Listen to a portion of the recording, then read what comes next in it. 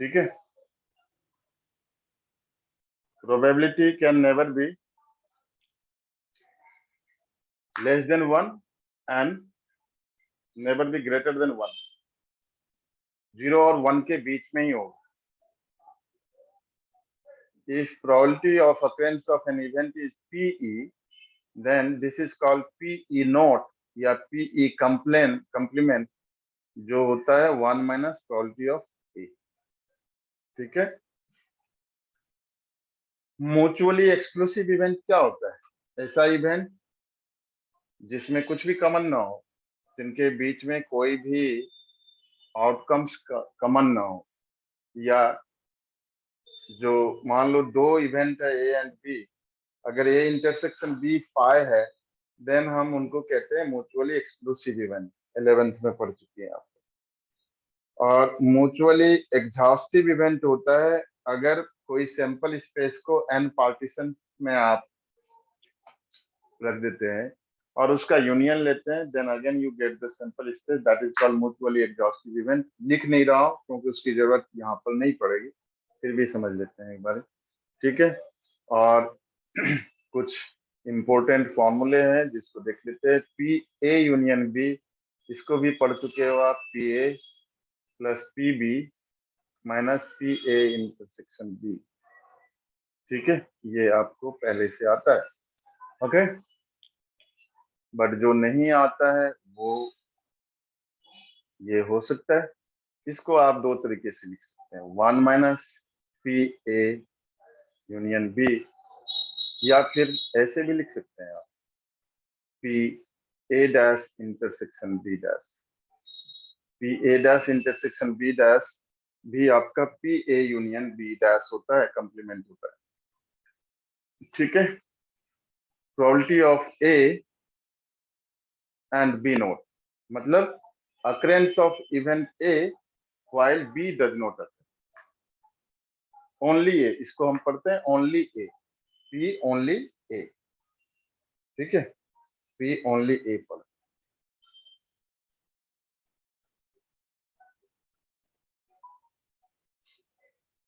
अरे इसका नोटिफिकेशन तो आया ही नहीं। लेट मी, कौन सी आईडी यूज कर रही है? एक मिनट, एक मिनट रुक जाओ बेटा। तो इसको एग्जैक्टली ए या पी ए ओनली का केस कहते हैं, है ना। तो ये होता है P A minus P A intersection B. इन सब की जरूरत कम पड़ेगी वैसे तो। ठीक है, यहाँ पर हम पढ़ेंगे इंडिपेंडेंट क्या क्या पढ़ेंगे उसको भी देख लेते हैं। ठीक है, पी बी ओनली ये होता है P B minus P intersection B, इस तरीके से होता है। यहाँ पर जो मेनली हम पढ़ेंगे वो है कंडीशनल इवेंट, कंडीशनल प्रोबेबिलिटी पढ़ेंगे। ठीक है, यहाँ पर पढ़ेंगे कंडीशनल। एक सेकेंड, बच्चे को आईडी क्यों नहीं पहुंचता?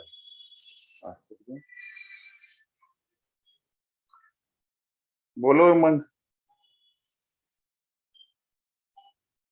भेज देता हूँ। आप ग्रुप में पहुंचता नहीं है क्या आपको? देख लो एक बारी। चलो भेज देता हूँ अभी आपकी पर्सनल आईडी पे।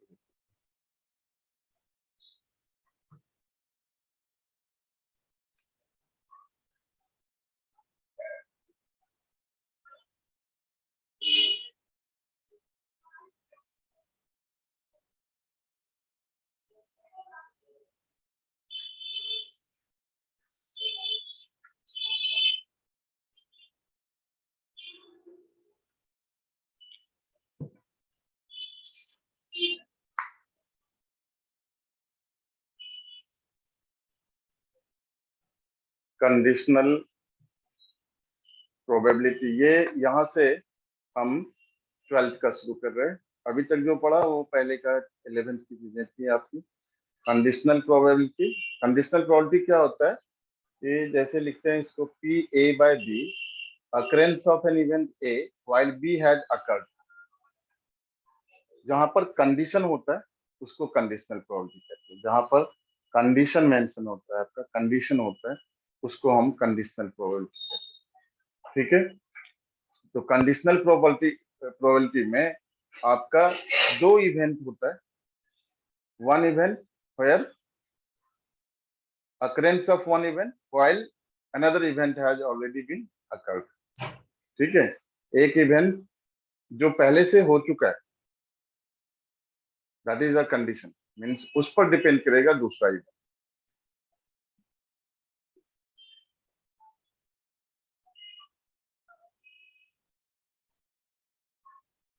इंडिपेंडेंट इवेंट पढ़ेंगे। इंडिपेंडेंट इवेंट में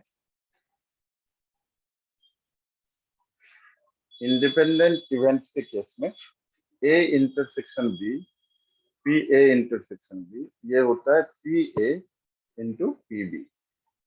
अगर ये केस होता है, in that case we say it is they are independent events. ठीक है, इंडिपेंडेंट इवेंट्स इस केस में।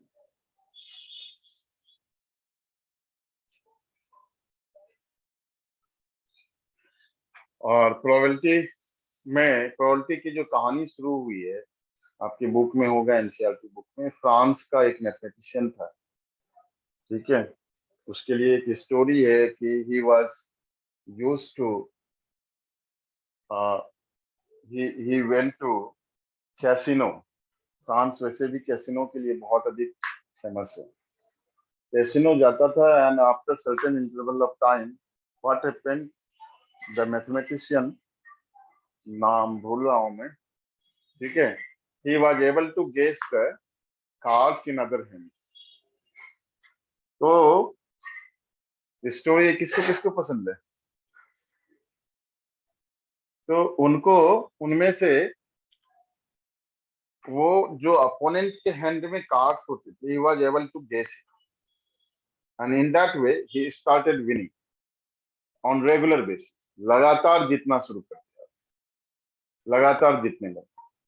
तो कैसीनो जो ऑनर था उसको डाउट हुआ कि there is something which is fishy. There is something fishy means दाल में कुछ काला है या पूरी दाल काली है। तो उसको सोचा कि चीटिंग करता है and he was beaten very brutally. Then that professor came to the, he was actually and वो क्या क्या कहते हैं जो हॉस्टल में रहते हैं, सुपरिटेंडेंट, हॉस्टल सुपरिटेंडेंट भी थे। तो हॉस्टल के बच्चों ने वो खुंदक में जाकर के वो कैसीनो में आग लगा दी, उसके ऑनर को मारा पीटा, काफी रिवॉल्यूशन हुआ। Later on that mathematician actually worked on probability and then बाद में पियरे डी फर्मेट था, उसने लैटिन मैथमेटिशियन, रशियन मैथमेटिशियन था Pierre de Fermat, Latin mathematician था। फिर ये एक था कोलमोगनोव या ऐसे कुछ नाम था, रशियन मैथमेटिशियन। उन लोगों ने प्रोबेबिलिटी पर वर्क किया। तो कंडीशनल प्रोबेबिलिटी क्या होता है? कंडीशनल प्रोबेबिलिटी होता है एक प्रोबेबिलिटी एक event, occurrence of an event, favorable outcome which has an event has already been occurred। ठीक है, P A by B, इसका फॉर्मूला वगैरह अभी देखेंगे, पहले कंडीशनल प्रोबेबिलिटी का। तो conditional probability P A by B ये होता है P A union intersection B, P A intersection B upon P B। और P B by A क्या हो जाएगा? ये हो जाएगा P A intersection B upon P A upon probability of occurrence of A। ठीक है, ये तो पहला एक्सरसाइज इसी पर बेस्ड है। ठीक है, और यहां से एक फॉर्मूला और निकलता है आपका P A intersection B equals to P A by B into P B। ठीक है, फर्स्ट एक्सरसाइज में 13.1 में पढ़ेंगे, 13.2 में पढ़ेंगे, और 13.3 जो है, 13.3 जो है ये बड़ा इंपॉर्टेंट है। हेलो, अच्छा एक मिनट दूसरी लिंक भेज रहा हूँ और दूसरी लिंक से शुरू है। ठीक है,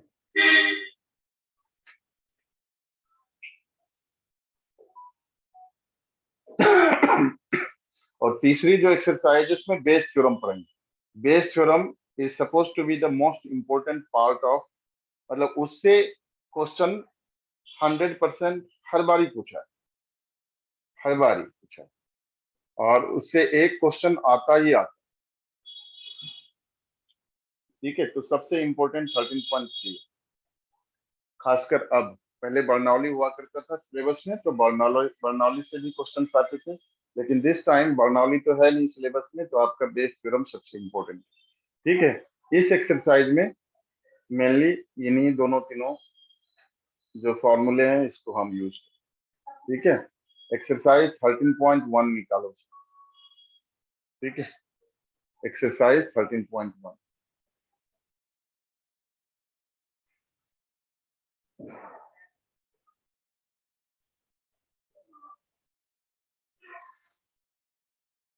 पहला क्वेश्चन है, given that E intersection F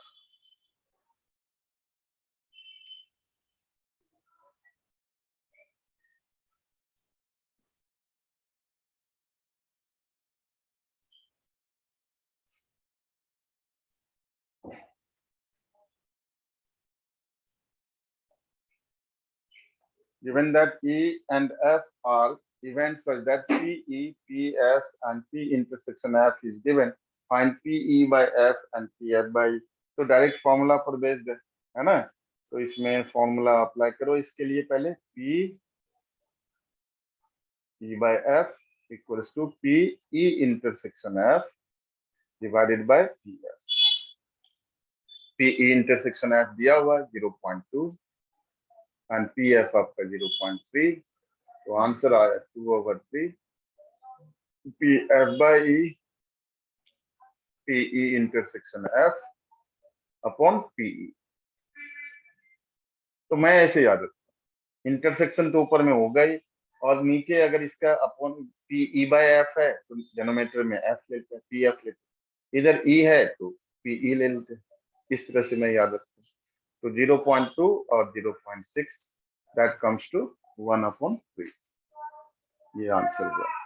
sir तो इन्हें प्रोपोर्शन में ही रखते हैं या फिर पॉइंट में भी ला सकते हैं आंसर?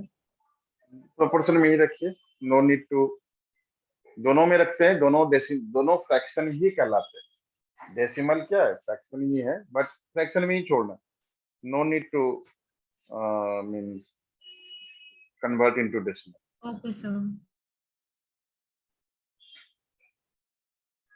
Question number 3।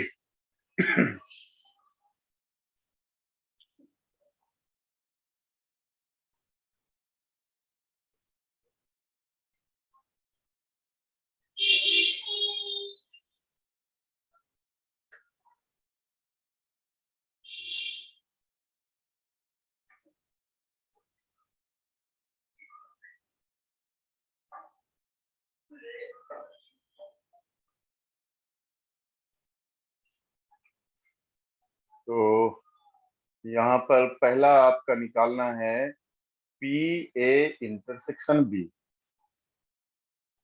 तो पी ए इंटरसेक्शन बी को क्या लिखेंगे, P A by B into P B, है ना। पी ए बाय बी तो दिया हुआ नहीं है, इसको ऐसे भी लिख सकते हैं, P B by A into P A. देखो यहाँ पर भी मैं ऐसे याद रखता हूँ, पी ए इंटरसेक्शन बी निकालना है तो पी बी बाय, नीचे डिनोमिनेटर ए है तो इधर पी ए से मल्टीप्लाई करेंगे। ठीक है, और डिनोमिनेटर में बी रहेगा तो पी बी से मल्टीप्लाई करेंगे। सर बोलो। Sir P A by B और पी बी बाय दोनों इक्वल रहेंगे? बिल्कुल इक्वल नहीं है, दोनों इक्वल नहीं रहेंगे, दोनों इक्वल से मतलब नहीं है। यहाँ पर पी ए, यहाँ P A by B given नहीं है, P B by A given है, इसलिए इस वाले फॉर्मूले को यूज करें। दोनों इक्वल नहीं रहेंगे, दोनों इक्वल थोड़ी है, P A by B into P B है, यहाँ P B B by A है तो पी ए है ना, दोनों अलग यस अलग। Sir, okay okay sir. 0.4 into 0.8 that comes to 0.32। जहाँ डेसिमल में आ रहा है डेसिमल में छोड़ो, ऐसा कोई नहीं है, बट अगर फ्रैक्शन में आ रहा है तो उसको डेसिमल में कन्वर्ट करने की जरूरत नहीं, उसकी जरूरत नहीं।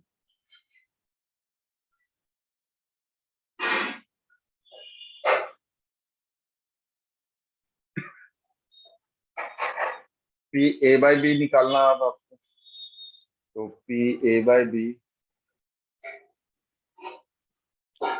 ये क्या होगा आपका, P A intersection B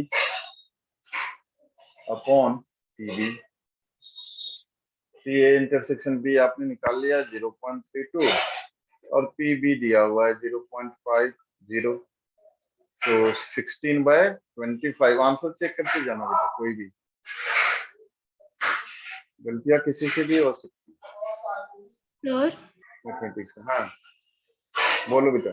P A by B में और पी बी बाय ए में, दोनों में पी ए इंटरसेक्शन बी लगेगा। हाँ दोनों में पी ए इंटरसेक्शन बी, ऊपर न्यूमरेटर में P A intersection B. P A intersection B लिखो या पी बी इंटरसेक्शन ए लिखो, दोनों तो सेम ही है ना, दोनों में कोई difference. Okay sir. P A union B के लिए फॉर्मूला आपको बताया था अभी थोड़ी देर पहले। पी ए यूनियन बी क्या होता है, P A plus P B minus P A intersection B. तो P A probability of A 0.8, 0.5, 0.8 plus 0.5 minus 0.32। तो यहाँ से आपका ये हो गया क्या,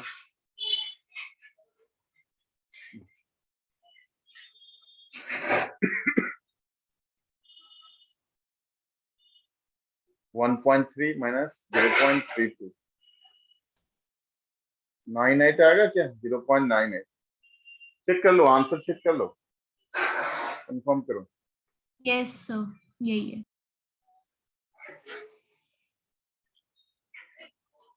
क्वेश्चन नंबर 5 में भी ऐसे ही होगा सारे क्वेश्चन। क्वेश्चन नंबर 6 to 9 में आपको पी ई बाय एफ निकालना है in each and every case. ठीक है, तो एक काम करते हैं, 7 और 9 करते हैं हम। ठीक है, क्वेश्चन नंबर 7 एंड 9।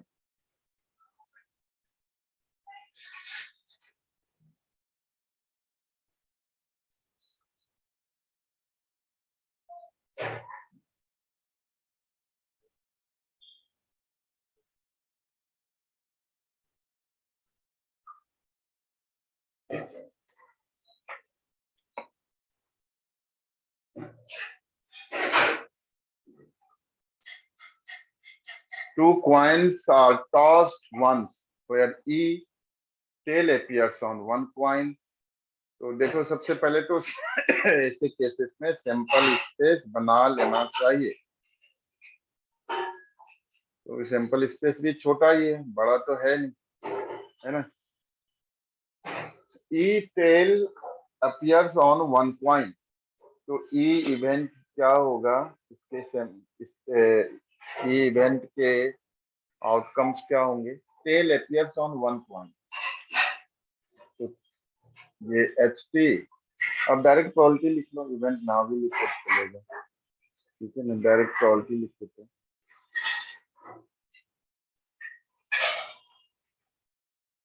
तो probability of first part, probability of E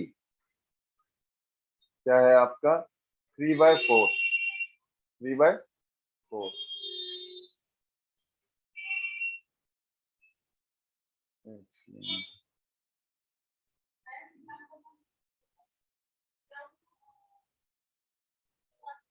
x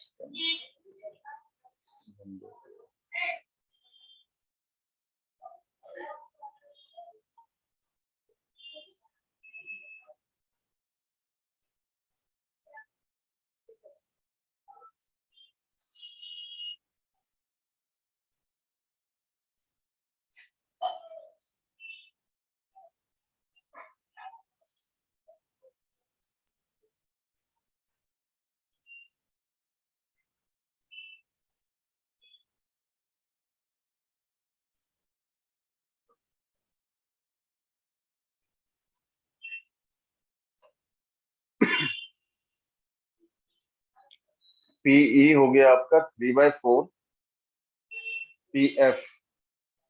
PF क्या होगा? One coin shows head, one coin shows head, इसका भी 3/4 होगा। ठीक है। और P E intersection F, P E intersection F क्या होगा? ये होगा आपका tail appears on one coin and one coin shows head, 2/4 होगा, है ना, 2/4 होगा। तो P E by F, E by F equals to P E intersection F upon P F. P F ये हो गया आपका 2/4 अपॉन 3/4, 2/3। Second part. सर इसका दूसरा आंसर आ रहा हाँ जी सर, ये नहीं पी, एक बार ये चेक कर लो। वन कॉइन वन कॉइन सोज पे आ रहा है ना, तो टीटी वाला लेंगे फिर। वन कॉइन सोज हेड, ठीक है, one coin shows head. One coin shows head, तो हेड आपका ये दोनों है, ठीक है। और E intersection tail appears on one coin and one coin shows head, तो 2/4 ई इंटरसेक्शन एफ। अच्छा, क्या दिया है आंसर?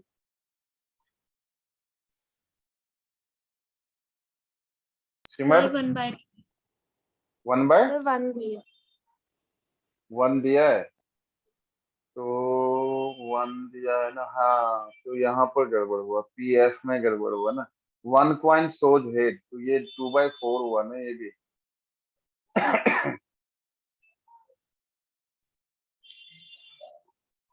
सेकंड, सर सेकंड है आपका। हाँ, सर हमने इसमें PE/F क्यों निकाला है? क्योंकि निकालना था। क्वेश्चन 6 से पहले लिखा हुआ क्या था उसको पढ़ो। क्वेश्चन 6 के ऊपर में लिखा होगा एक्सरसाइजेस 6 to 9, वहां पे मेन क्वेश्चन वहां शुरू होता है। मिला? Yes sir, yes sir. सबको मिला कि नहीं? देखो,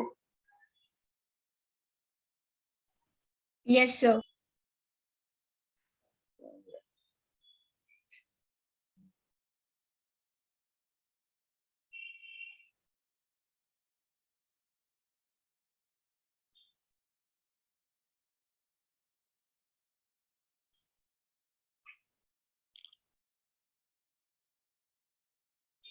यहाँ पर ये देखो 6 के पहले लिखा हुआ determine E by F in exercises 6 to 9, तो आपका क्वेश्चन यहाँ से शुरू होता है, ठीक है। सेकंड पार्ट देखो आप।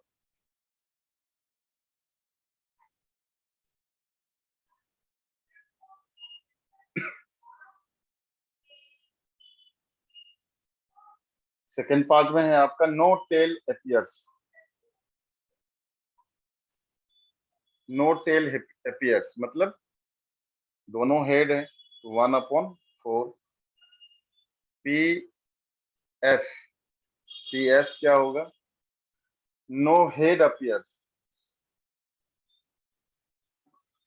नो हेड अपीयर्स, तो इसका भी 1/4 ही है। एंड पीई इंटरसेक्शन एफ क्या होगा? No tail appears, no head appears, तो ये तो 0 होगा मेरे ख्याल से। P intersection F tail, no tail appears and no head appears, तो आंसर क्या दिया है? 0 दिया है, देखो। Yes sir. 0 है। 0/PF 1/4 which is 0। Question number 9।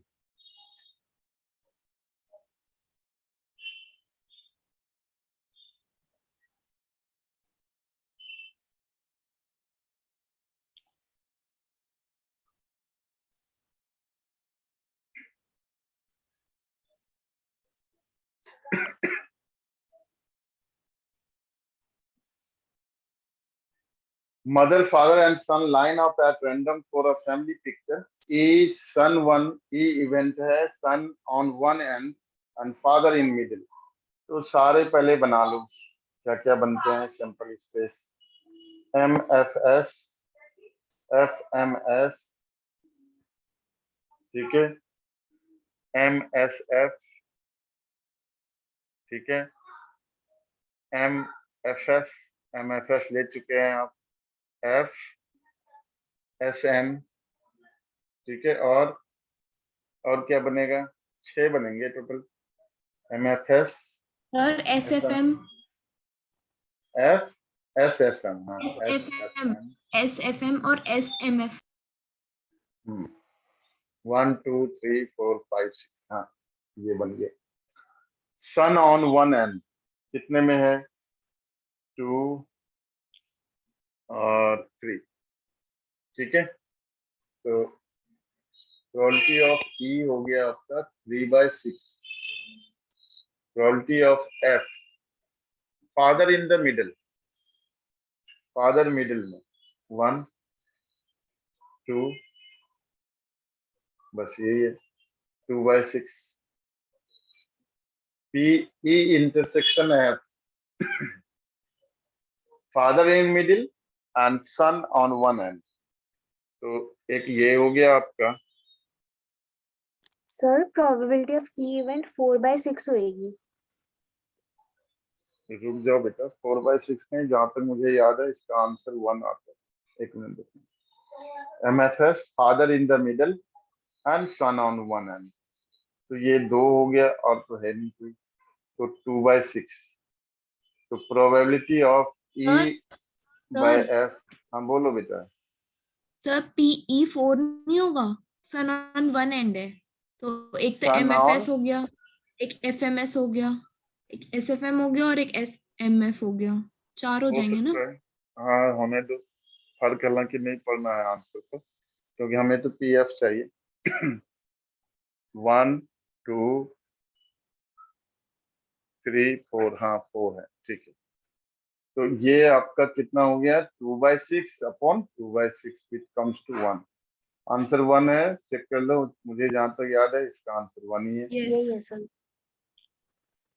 क्योंकि ये बोर्ड में पूछा हुआ है. जो बोर्ड में पूछा है वो तो मुझे सारे याद है, क्वेश्चन आंसर कैलकुलेशन सब.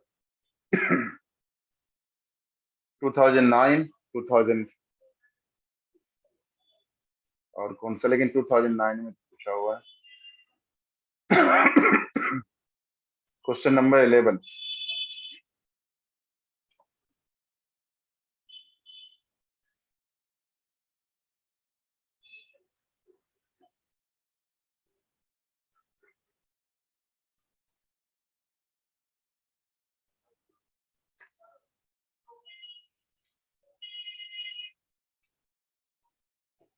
A fair die is rolled.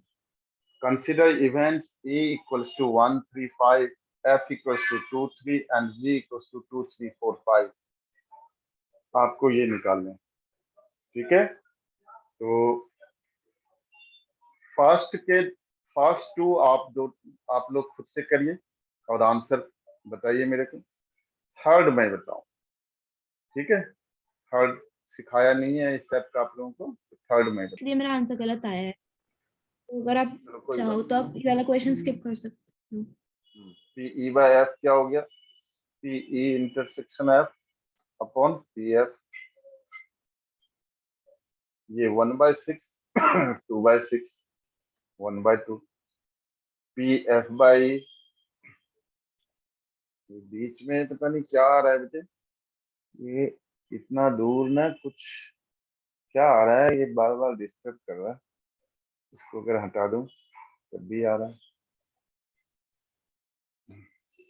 अच्छा, ये डुअल कोर है ना, उसका ये आ रहा है, मुझे लगता है ये परेशान कर रहा है.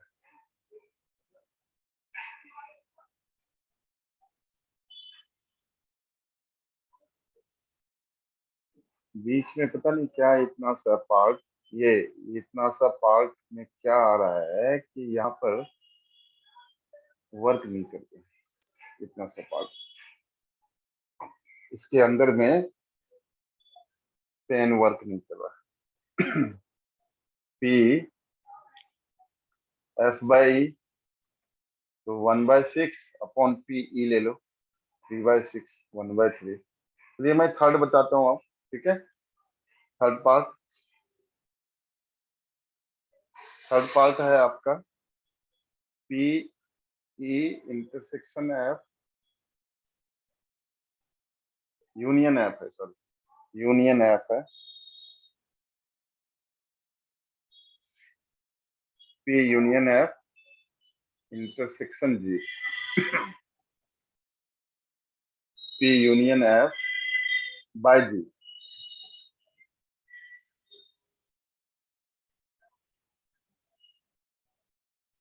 ये निकालना है, ठीक है। तो पहले पी ई यूनियन एफ निकाल, ठीक है। पी ई यूनियन एफ निकाल, अलग से फॉर्मूला रखने की जरूरत नहीं। पी ई यूनियन एफ निकाल, ई यूनियन एफ क्या होगा, 1 2 3 5 है ना, ये हो जाएगा 1 2 3 5 तो 4/6 होगा, 1 2 3 5 4/6 हो गया। हाँ, मतलब ई यूनियन एफ जो है ये हो गया आपका 1 2 3 5, 1 2 3 5, ठीक है। इसको एच मान लो, एच से, तो ये एच हो गया, मतलब पी एच क्या हो गया आपका 4/6, ठीक है। तो पी एच बाय जी के लिए क्या चाहिए आपको, P H intersection G and divided by P G, ये चाहिए। तो पी एच इंटरसेक्शन जी निकाल लो, जी क्या है आपका 2 3 4 5 और इसमें है 1 2 3 5, तो 2 3 5 2 3 5 हो गया, तो 3/6 हो गया, है ना। और पी जी क्या है आपका, पी जी है 4/6, 4/6, तो P H intersection G, sorry P H by G equals to P H intersection G upon P G, and that will be 3/6 upon 4/6, 3/4, तो 3/4 हो गया। इसका मतलब पी ई यूनियन एफ, ठीक है, बाय जी, ये क्या है आपका 3/4। आंसर चेक कर लो पहले इसका, फिर आगे करेंगे।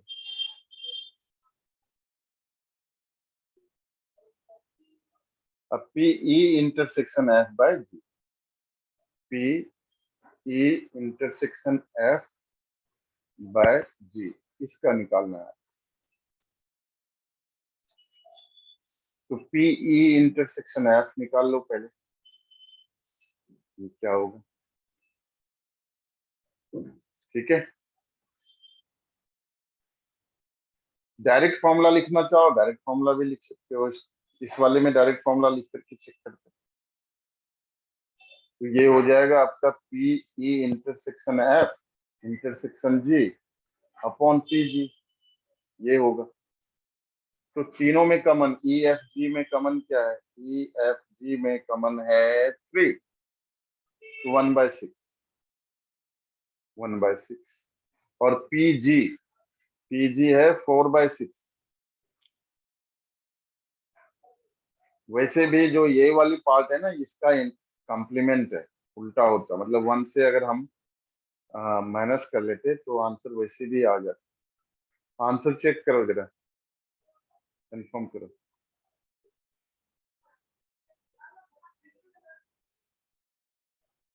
यस सर, यही है।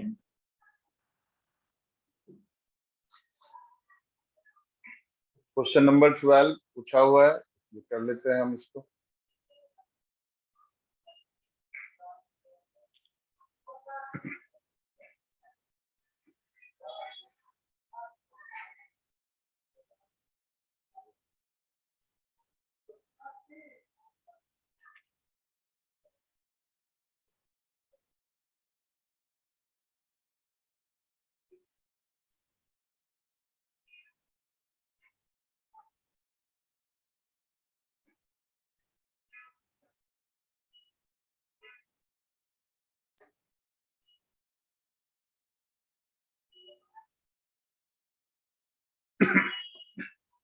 Assume that each born child is equally likely to be a boy or girl or a girl. If a family has two children, what is the conditional probability that both are girls given that the youngest is a girl? At least one is a girl. तो simple space पहले निकाल लो. दो बच्चे हैं, बीबी, बीजी, GB, जीजी. यही outcomes होगा simple space.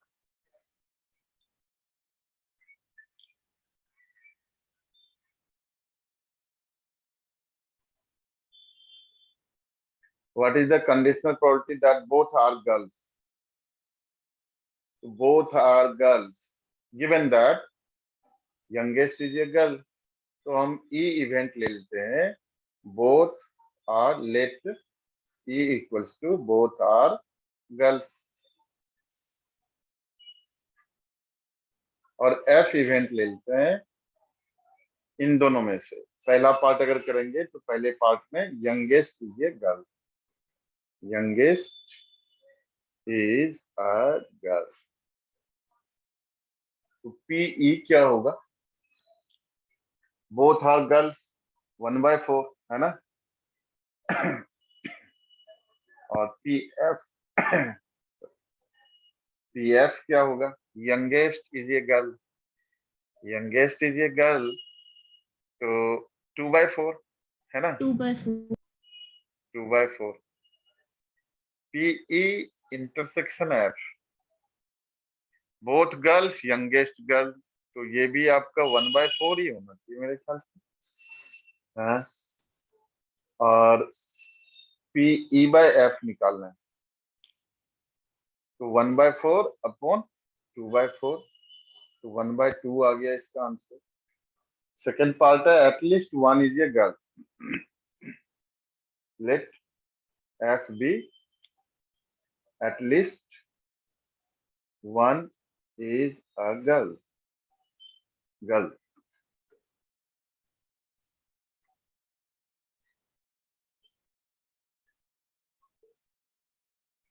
At least one is a girl.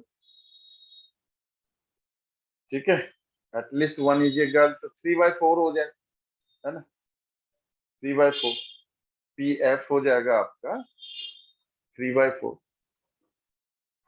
तो ये हो गया आपका कितना?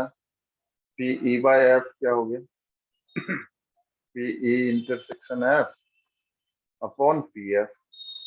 E इंटरसेक्शन F आपने निकाला हुआ था. अच्छा नहीं निकाला है, निकाल दो. PE intersection F, both girls, at least one girl, दोनों में कमन, तो बोथ गर्ल्स वही कमन होगा, है ना. तो 1/4, 3/4, तो 1/3.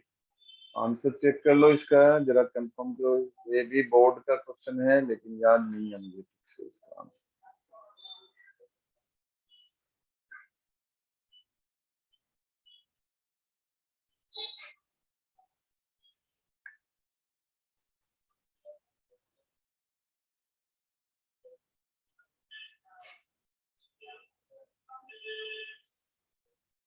यस सर, यही दे रखा है. ठीक.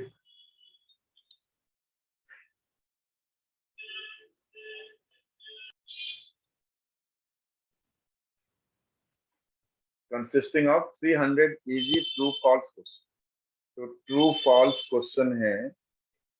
ट्रू फॉल्स क्वेश्चन में इजी है और डिफिकल्ट है.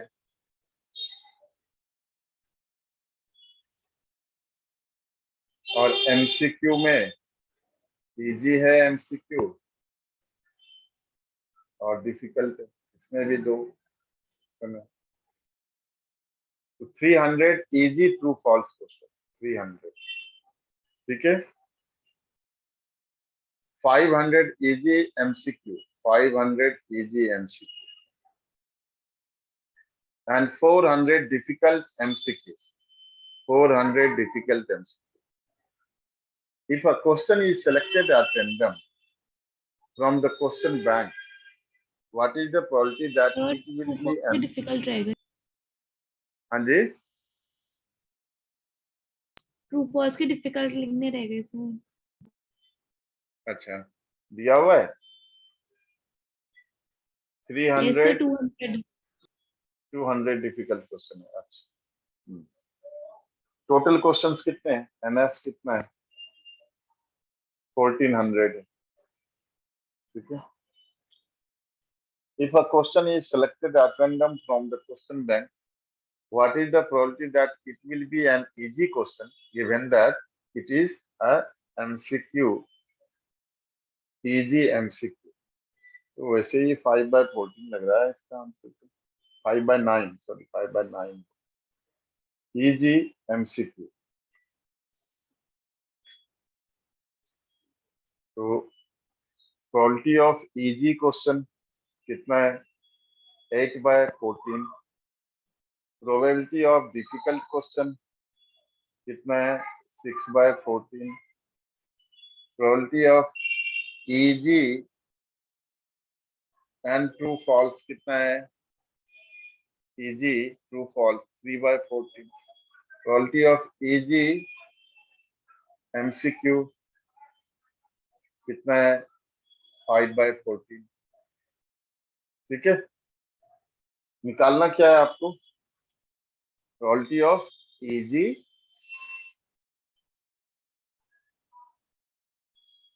question given that it is a multiple choice question। E/G निकालना है, E/MCQ, E/M निकालना। तो PE intersection MCQ upon PMCQ यही होगा। तो 5/14 और प्रोबेबिलिटी ऑफ MCQ कितना है? MCQ प्रोबेबिलिटी ऑफ MCQ अलग से नहीं निकाला, निकाल लो। 9 है ना, 9/14। MCQ कितने हैं? Probability of MCQ 9/14। तो 9/14 हो गया इधर। तो 5/9 आंसर। चेक करो आंसर। यस सर यही है। सर यही है।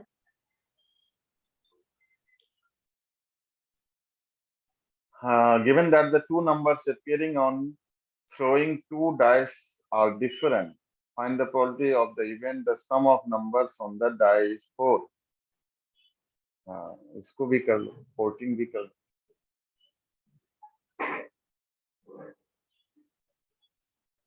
दो तीन क्लास में ये चैप्टर खत्म हो जाएगा। इसमें इस बार तो वैसे भी इंस्ट्रक्शन आ रहे हैं एनसीईआरटी से बाहर का क्वेश्चन शायद ही आए, नहीं आने के chances.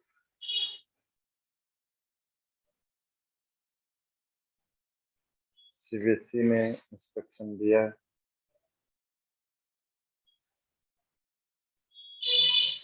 Given that the two numbers appearing on throwing two dice are different, ठीक है। Find the probability of the event the sum of numbers on the dice is 4।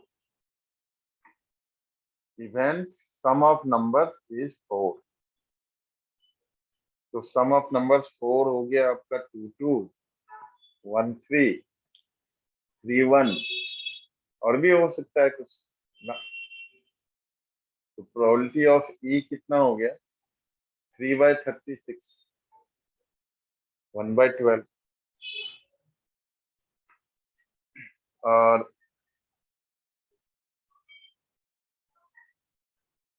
निकालना क्या है? अच्छा, प्रोबेबिलिटी निकालना था इवन। बस हो गया, खत्म, इतना ही।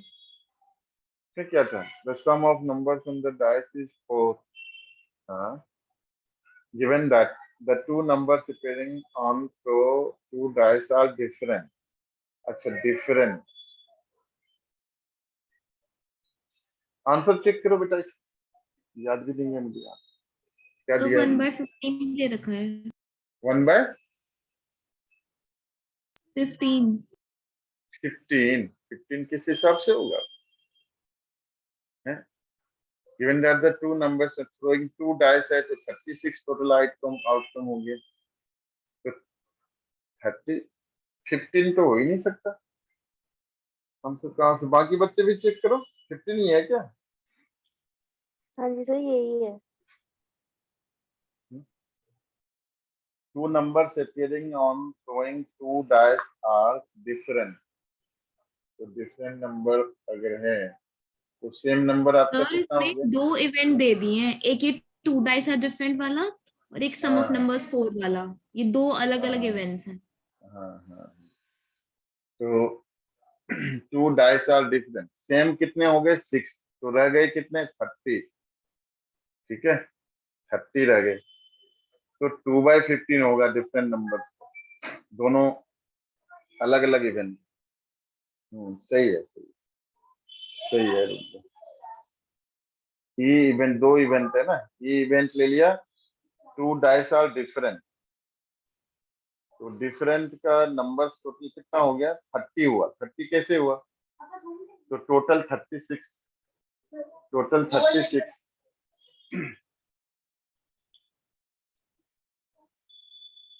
और उसमें से 6 जो सेम वाले हैं उसको हटा दो। तो एन इसमें क्या हो गया? प्रोबेबिलिटी ऑफ ई निकाल लो।